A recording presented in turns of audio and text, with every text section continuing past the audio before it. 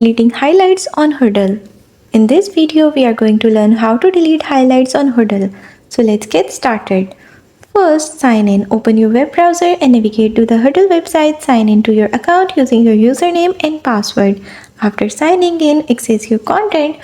Navigate to the content section where your game footage or clips are located. This could be your library or any other section where you have uploaded or recorded videos. Number 3. Find the highlight. Locate the specific highlight you want to delete from your list of highlights. Number 4. Edit or manage highlight. Look for options to edit or manage the highlight. This is usually represented by icons or buttons near the highlight.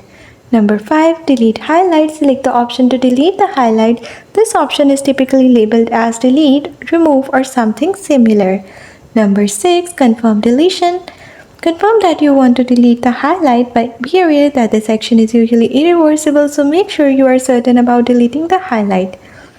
Number 7. Verify deletion. Once the highlight is deleted, verify that it is no longer visible in your list of highlights. That's how you can delete highlights on Hudl platform.